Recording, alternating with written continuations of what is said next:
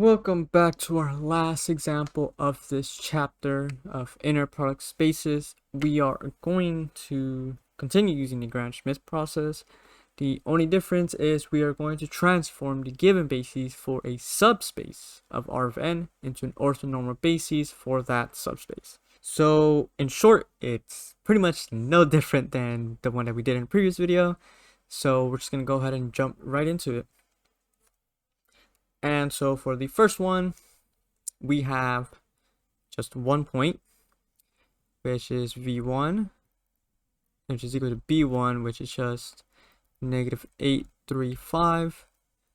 And so what we have to do is just convert this into a unit vector. So that would be -835 all divided by 64 plus 9 plus 25. That is 89 plus 9, which is equal to 98, square root of 98. And so that would just be equal to 90, I think 2 times 49. Okay, cool. This is just equal to 2 root 7. So 2 root 7? 2 root 7, yeah. Basically equal to, actually, let me write it right here. -8 times, not 2, 7 root 2. 7 root 2, and then 3 over 7 root 2, and then lastly would be 5 over 7 root 2. And that's pretty much it for the first one. So moving on to the second one is the same thing. v1 is b1, which is 340, and then v2 is equal to b2, which I'm just not going to write the formula. b2, which is 100, minus their dot product, which would be 3 over 3 times 4 times 0. No, 3 squared plus 4 squared plus 0 is 25 times 340. And we've done this in the last video. So this will just give us 916 over 25. -12 over 25, 0. And then that will be pretty much it. So we have to just convert this into a unit vector. And we've done this in the previous video on converting these into a unit vector. So this will just be 3/5, 4/5, 0. And then this will be 4/5, -3/5, 0. And that's pretty much it. And so for our last example, the same thing. v1 is b1, which I keep forgetting to label, and that is equal to 1, 2, -1, 0. Then v2 is going to be equal to 2, 2, 0, 1 minus their dot product, which would be 2 times 4 would be 6. And you're going to divide it by, what is it, v1.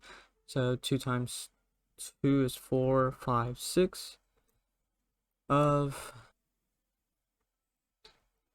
v1. And so that would just be giving you 1, 0, 1, 1. V3 is going to give you 1, negative 1, 1, 0, minus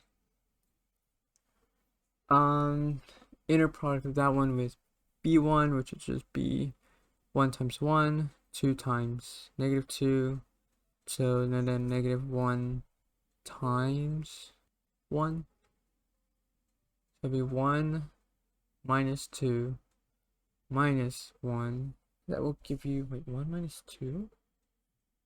Come on. Oh, I see my mistake. This is supposed to be flipped. 1, negative 1. There you go. 1, negative 1. So that'll be 2 times 1 times 1 is 1. Times 2 is 2. And negative 1 times 1 is 1. So it'll be 4. Then over 6 of 1 to negative 1, 0. Minus 1 times 1 is 1. 1 times 2 is 2. Wait, hold on, this one a minute. 1 times 1 is 1. 1 times 0 is 0. Negative 1 times 1 is negative 1. And then 0 times 1 is 0. So that'll be 1 minus 1, which will be 0. So that will be this, and this. Minus 2/3, 4/3, negative 1/3, then 0. Now just give you 1/3, negative 1/3, positive negative 2/3, 0. And so now to convert all of these into a unit vector, then you simply just convert them into a unit vector. So our answer will be u is going to equal to 1 plus 4 is 5, plus 1 is 6. So it's going to be root 6. So that'd be root 6 over 6.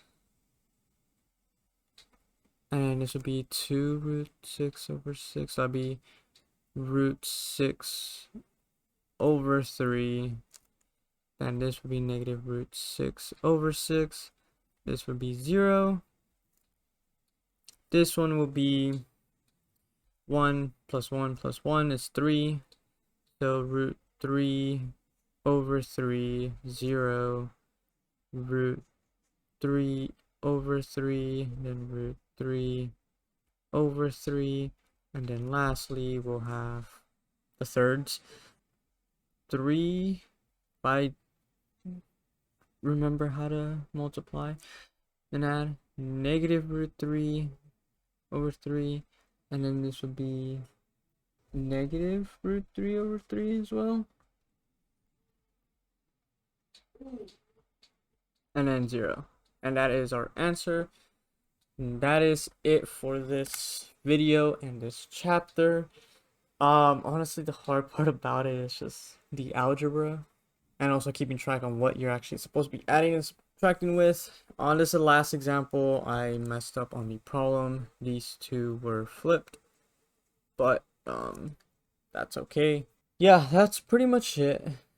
And I'll see you guys on the, I guess our last, I wouldn't say our last lecture, but our last chapter of linear algebra. So I'll see you in the lecture video.